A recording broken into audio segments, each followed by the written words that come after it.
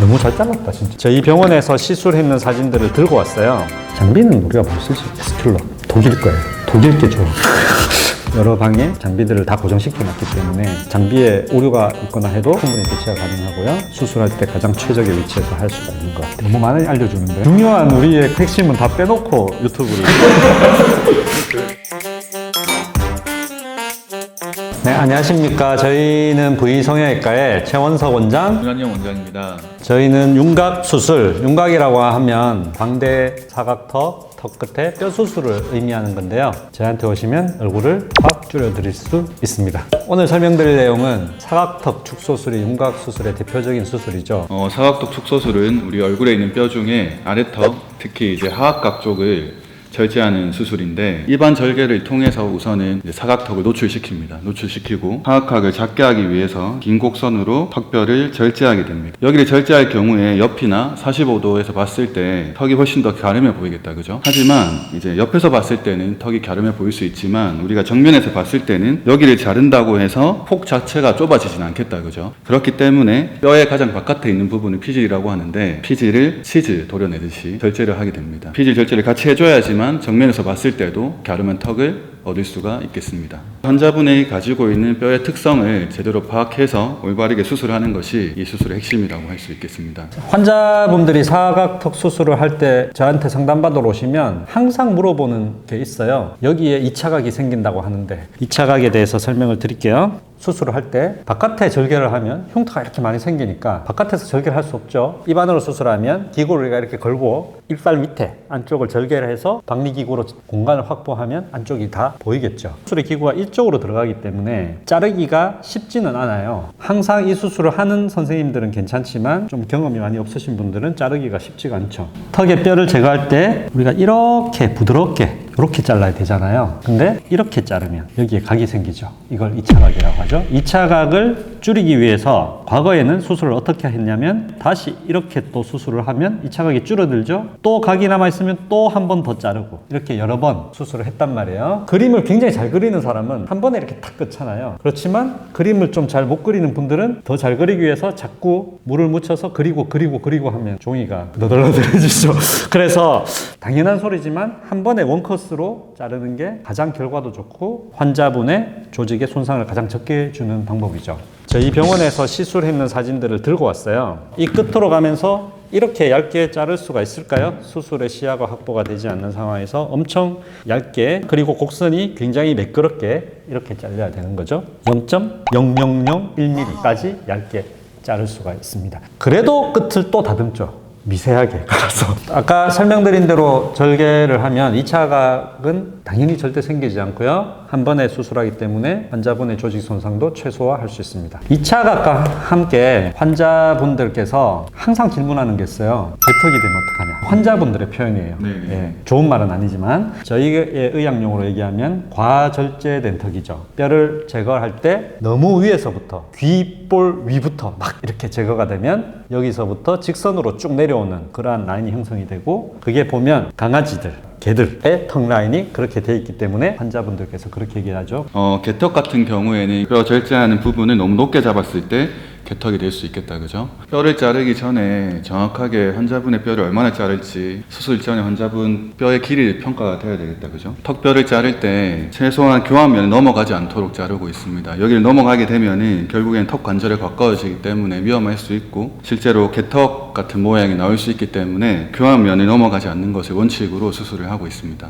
근데 사각턱 수술과 양악 수술의 차이점은 뭐예요? 턱과 얼굴의 기능이라고 하는 것은 크게 두 가지가 있는데요. 하나는 관절이에요. 저작 운동을 할 때 움직이는 관절. 또 두 번째는 교합이죠. 이빨이 맞물리는 면. 음식을 씹잖아요. 그게 굉장히 중요한 기능이죠. 사각턱 수술은 당연히 두 개는 변화가 전혀 없죠. 그러니까 기능상 변화가 전혀 없는 거고 다 그대로고 여기만 줄어드는 거예요. 양악 수술은요, 이빨의 교합이 일반적으로 바뀌어요. 자, 가정해봐요. 내 턱이 이렇게 앞으로 전반적으로 다 나와 있는 사람이에요. 턱이 나와 있으면 이빨은 어떻게 돼 있겠어요? 이 턱이 앞으로 나와 있으면 음식을 씹어내니까 이빨 이렇게 돼 있겠죠. 이 턱 중간을 자를 때 턱을 넣어야 되니까 어떻게 자르냐면 이렇게 잘라요.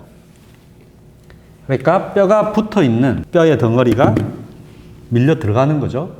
들어가고 옆에서 나사를 박죠. 위아래 이빨이 잘 안 맞아지니까 위에의 뼈도 이렇게 잘라서 같이 맞추는 거예요. 그게 양악 수술이에요. 결론적으로는 저희가 수술 도구가 이 안쪽까지 들어가고 전체적인 이빨이 붙어 있는 뼈들의 움직임이 있기 때문에 교환면이 다 바뀌어요. 기능이 바뀐다는 거죠.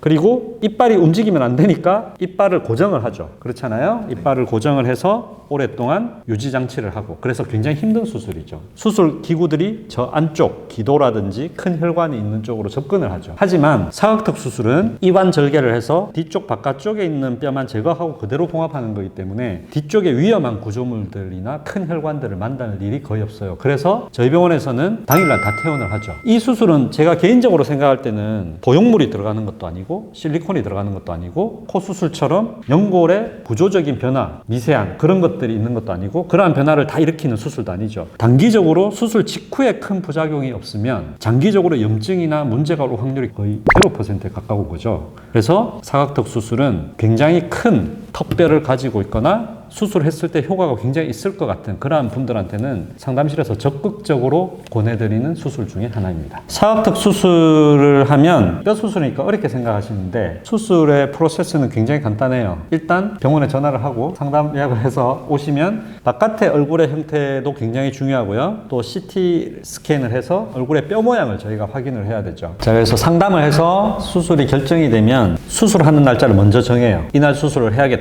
하면 전신마취 검사를 해야 돼요. 수술의 크기와 상관없이 입안에 절개가 들어가기 때문에 기도 삭관을 하지 않으면 위험하니까 다 전신마취를 해요. 일반적으로 미용 수술을 하러 오시는 젊으신 분들은 마취 검사에서 대부분은 다 괜찮으세요. 그렇지만 빈혈 수치라든지 간 수치 이런 것도 봐야 되고 가슴 사진도 저희가 찍어봐야 되겠죠. 그래서 마취과에서 그 사진이나 피 검사들의 결과를 오케이 하면, 특별하게 환자분한테 연락이 안 가면 다 괜찮은 거예요. 수술하는 날 그냥 바로 당일날 오시면 되고, 저희를 한 번 더 보죠. 수술하는 원장님을 한 번 더 만나서 디자인을 하고 또 궁금한 거 더 물어보고 한 다음에 수술실에 들어가서 마취를 하고, 사각턱만 하는 경우는 실제 뼈를 수술하는 시간은 약 30분에서 1시간. 그렇지만 마취 준비도 해야 되고 수술 후에 회복도 하셔야 되고 마취도 깨야 되고 하죠. 그래서 실제로 마취가 다 깨고 환자분이 회복실에서 다 하고 가셔야 되기 때문에 4-5시간 정도 지나서 집에 가실 수 있다고 생각을 하시면 됩니다. 그리고 또 하나, 이 피 호수에 대해서 물어보죠. 수술을 하면 이 안에 피가 고일 거 아니에요. 수술 직후에. 시간이 지나면 나의 피이기 때문에 크게 문제는 안 되겠죠. 없어지는 경우도 많아요. 대단히 많은 양이 고이지 않으면. 그렇지만 피가 안에 고여 있으면 부기도 오래 가죠. 멍도 많이 들죠. 그래서 관을 이렇게 밖으로 빼요. 그리고 음압을 걸어 놓으면 피가 바깥으로 이렇게 빠져나오는 거예요. 그것을 환자분들은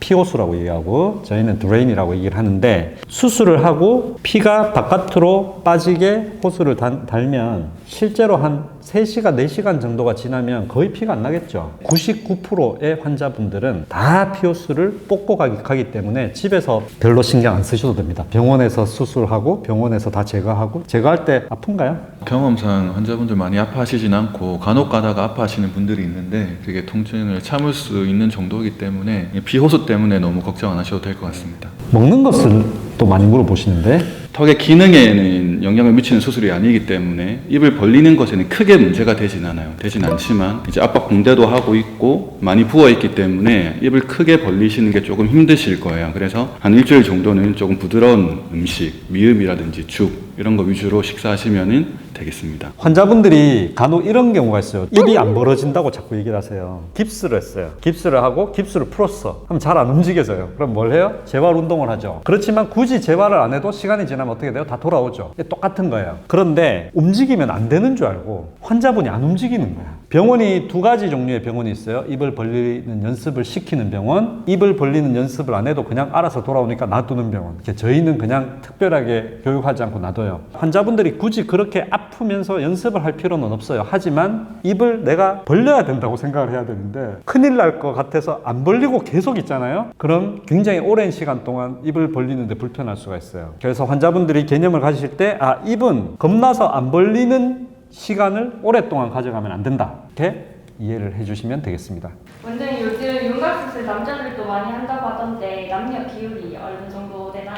최근에 이제 남성분들에 대한 미용 수술의 진입 장벽이 많이 낮아졌어요. 관심을 가지고 뭐 눈이든 코든 윤곽도 마찬가지고 많이 수술을 하러 오십니다. 그래서 이전에는 저희가 남녀 비율이 한 9대1 정도, 여성분들이 9라면 남자가 1 정도로 매우 낮았는데 지금 한 7대3 정도는 되는 것 같아요. 남자분들이 이제 걱정하시는 것들 중에 하나가 내가 이 수술을 하면은 너무 여자분들 턱처럼 여성화 되지 않냐라고 질문하시는 분들도 있는데, 저희가 환자분의 남성미를 잃지 않는 한에 수술을 하기 때문에 그런 것들은 뭐 크게 걱정을 안 해도 되겠습니다. 그래서 사각턱을 수술하신 분들을 한번 볼까요? 잠깐만. 저희가 환자분들한테 모델 동의를 받은 분들이지만 그래도 유튜브가 너무 적나라하기 때문에 저희가 눈은 블록 처리는 했어요. 마찬가지로 턱 수술을 하시는 분이고요.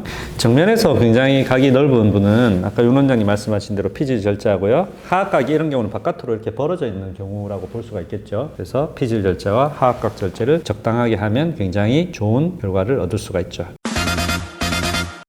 뒤쪽에 하악각이 발달되어 있습니다. 이렇게 이분 같은 경우는 어느 정도 절제를 해줘야지만 옆에서 봤을 때 턱 라인이 좋아질 것이고, 정면에서는 여기 피질이 되게 두껍게 형성되어 있기 때문에 이 피질 부분을 같이 절제를 해줘야지만 정면에서 봤을 때 폭이 좁아져 보이겠죠. 사각턱을 보면은 정면에서 봤을 때 많이 갸름해진 것을 볼 수 있어요. 45도에서 보게 되면은 기존에 있던 여기 하악각 부분이 절제가 되어서 없어지고 라인이 많이 부드러워지고, 정면에서 봤을 때는 이쪽 체부 부분에 있던 피질 부분이 절제가 되어서 정면에서 봤을 때도 조금 더 폭이 좁아 보이는 효과가 나타납니다. 그래서 이처럼 뒤쪽에 있는 하악각 절제뿐만 아니라 체부에 있는 피질도 절제를 해줘야지만 정면에서 봤을 때 라인이 많이 좋아집니다.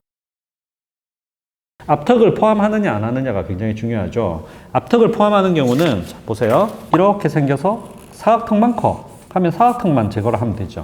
그런데 앞턱이 이렇게 생겼어요. 환자분들 표현으로는 디귿자 턱이라든지 U자형의 턱, 너무 넓다. 그러면 이렇게 제거를 앞쪽까지 같이 해주는 게 좋겠죠. 이렇게 제거를 할 수도 있고 T절골이나 다른 절골들을 할 수도 있는데, 그것은 턱의 모양에 따라서 저희가 환자분과 충분히 상의해서 판단을 해야 되는 거죠. 어쨌든 사각턱 축소술은 다른 것들이 이물질이 크게 들어가는 것도 없고 입안 절개를 통해서 바깥에 표시도 안 나고 뼈를 제거를 과거에 비해서는 굉장히 좋은 테크닉으로 빠른 시간 안에 제거를 할 수 있기 때문에 굉장히 좋은 수술이라고 저는 개인적으로 생각을 합니다. 자, 오늘 사각턱 수술에 대해서 한번 간단하게 알아보았는데, 자, 최 원장님 좀 어떠셨습니까 오늘? 오늘 설명드린 내용만 충분히 인지하고 상담하러 오셔도 굉장히 좋을 것 같아요. 환자분들도 이해의 폭이 상담할 때 넓어지니까 오시면 상담을 더 잘해드릴 수가 있겠죠.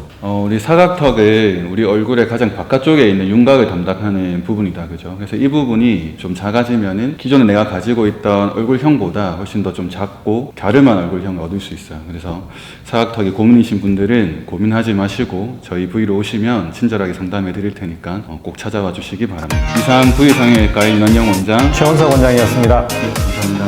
감사합니다.